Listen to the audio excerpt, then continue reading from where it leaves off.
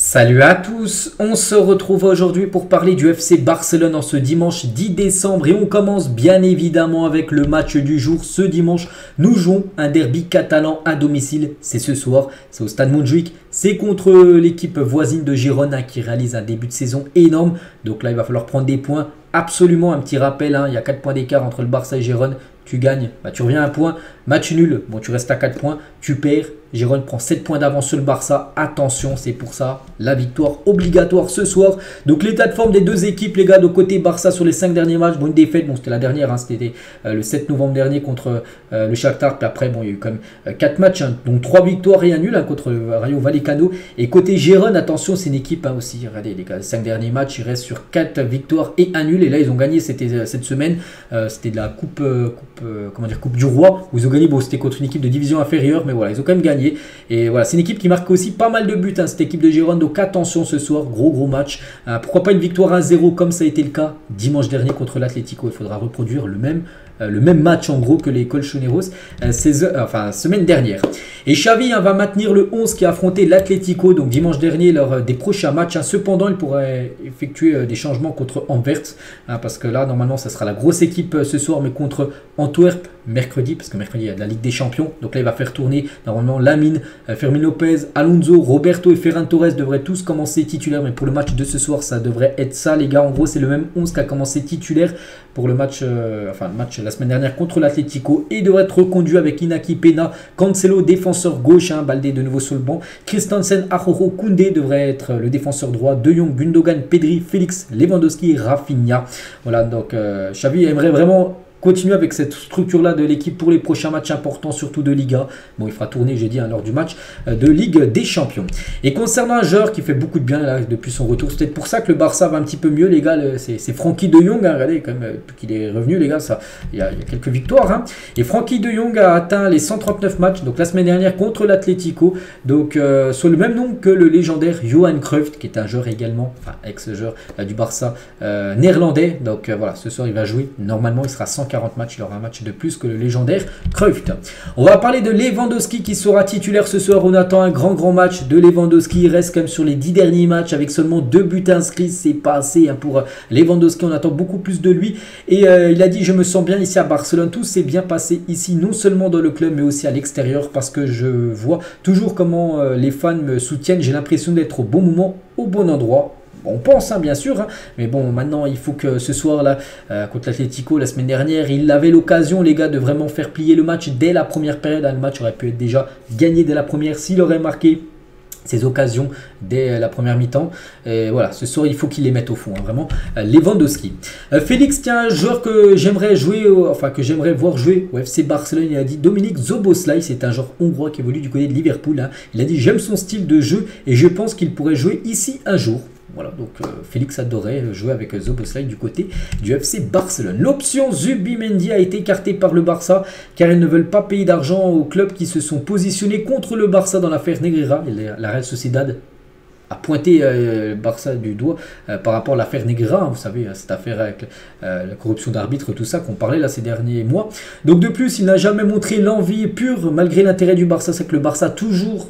Xavi a toujours voulu ce joueur, et le joueur a toujours jamais montré vraiment que le Barça c'est une option pour lui. Et aussi son prix de 60 millions d'euros est également un problème. Donc voilà, quelques options en gros qui montrent peut-être que le Barça va vraiment passer et laisser maintenant de côté Zubimendi parce qu'il y a plusieurs options en gros qui font que peut-être un autre joueur pourrait être préféré tout simplement au milieu de la Real Sociedad.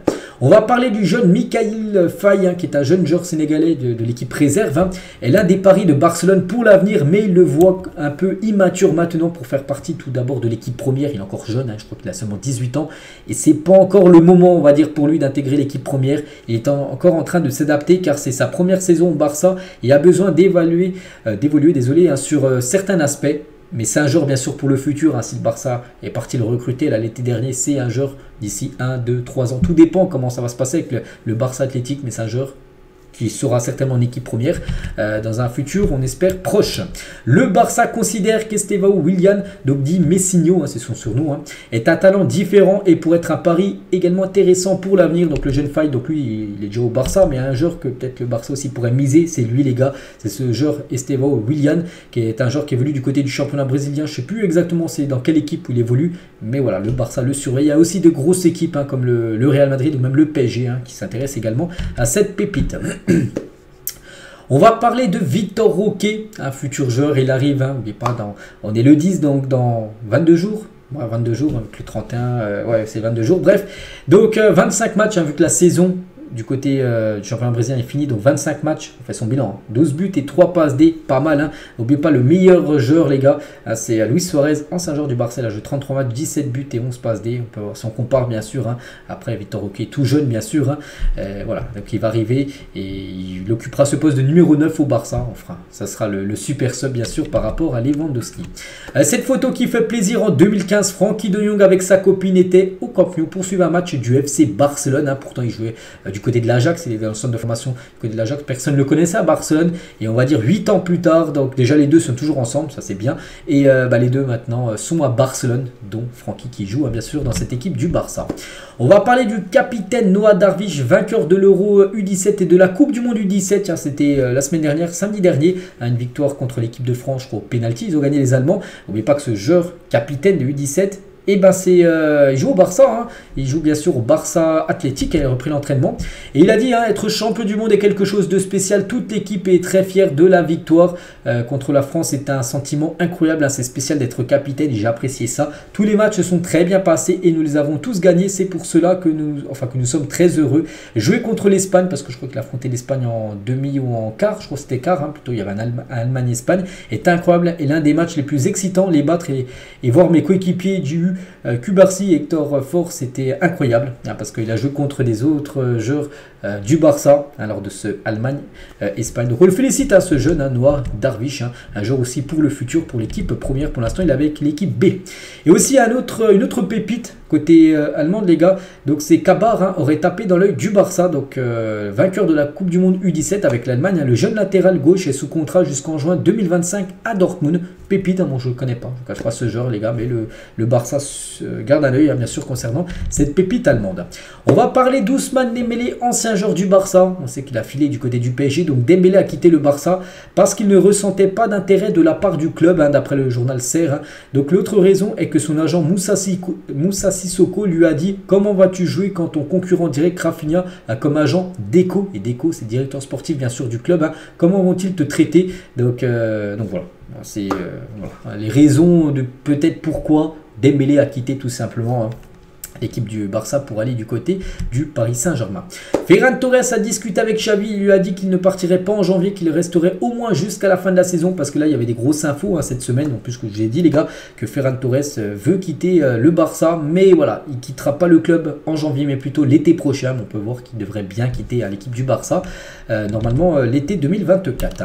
Le Barça jouera en Liga le 4 janvier prochain contre Las Palmas, puis en Coupe. Donc ce sera la Coupe du Roi le dimanche 7 janvier. Ensuite, le 9 janvier, ils se rendront en Arabie Saoudite et le 11 janvier, ils joueront contre Osasuna en demi-finale. Ce sera un match le jeudi, le 11. Donc voilà, donc là, il va y avoir déjà la fin d'année, là. Puis après, petite trêve, on va dire de une semaine, 10 jours, puis après c'est les matchs à reprendre, le 4, le 7 et le 11, 3 matchs importants, dont une demi-finale de Super Coupe d'Espagne où le Barça, n'oubliez pas, a remporté la dernière édition, donc ça sera un objectif bien sûr de conserver ce titre de vainqueur de cette Super Coupe espagnole. Toujours avec le Barça, on peut voir que c'est la 3e équipe en gros avec le plus de valeur, donc la valeur des clubs selon le magazine américain Forbes en juin 2023, dernière mise à jour. On peut voir que le Barça coûte actuellement plus de 5 milliards 120 millions d'euros. Il y a seulement Manchester et le Real Madrid qui coûte plus cher que le FC Barcelone. Donc voilà, c'est bien sûr une grosse valeur marchande, le FC Barcelone. Junior Firpo, un jour j'ai interrogé Koeman sur mon manque de temps de jeu. Et il m'a donné une réponse que je n'ai pas trouvée honnête. Tu pollues le groupe, alors j'ai arrêté de demander des explications. Firpo, souvenez-vous, ancien joueur bien sûr de l'équipe. Il a dit également à mon affrontement face à Mbappé avec Barcelone, à l'entraînement, ils ont vu que j'étais très compétitif en face à face. Koeman m'a mis face à Mbappé, ça s'est bien passé, probablement mon meilleur match, c'était le match match retour au Parc des Princes, même s'ils ont fini par nous éliminer, hein, c'était en 8e de finale, c'était je crois il y a 3 ans, hein, toujours avec Firpo. Donc Jordi Alba était le meilleur latéral offensif du monde et je voulais apprendre de lui, c'est pour ça que quand il était au Barça, il s'inspirait beaucoup tout simplement de Jordi Alba. Vote des 4 grands journaux espagnols pour le Golden Boy 2023 qui a été remporté, hein, vous savez, par Bellingham, un joueur du Real Madrid. On peut voir que le journal par exemple Sport et Mundo Deportivo, les deux journaux là tout à droite, donc là ça a été mis Balde en premier et Bellingham pour Sport, hein, celui qui a voté il a mis Bellingham en premier, Lamine Yamal en deuxième position. Le Barça est l'équipe qui a raté le plus d'occasions, 34 dans le top 5 des championnats cette saison. Ça c'est pas trop une bonne nouvelle, hein, d'avoir autant d'occasions et de louper autant, parce que sinon peut-être le Barça aurait mis toutes ses occasions, enfin au moins un tiers des occasions loupées, on peut dire. Peut-être le Barça sera actuellement leader de cette Liga avant le match de ce soir contre Gérone.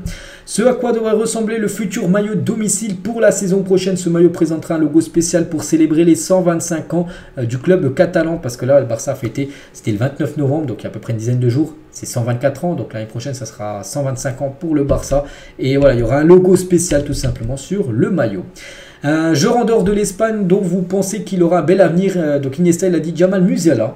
Donc c'est vrai qu'on pense qu'il pourra avoir aussi un bel avenir à Musiala. Donc voilà, Iniesta, le légendaire joueur du Barça, a dit cette déclaration. Et on finit aujourd'hui les gars, ce dimanche, avec quelle époque c'était, avec la MSN contre la BBC. Hein, souvenez-vous, MSN, hein, Messi, Suarez, Neymar contre Benzema, Bale et Cristiano Ronaldo. Hein, pour comparer bien sûr les stats des deux trios emblématiques qui ont marqué bien sûr les dernières années là, de football. Donc voilà ce qu'il y a à dire aujourd'hui. J'espère que ça vous a plu. Je vous souhaite une bonne journée. Je vous souhaite également un très bon match. On se retrouve demain lundi pour faire le débrief de cette rencontre de ce soir en espérant la victoire. Je vous laisse, je vous souhaite une bonne journée et à demain.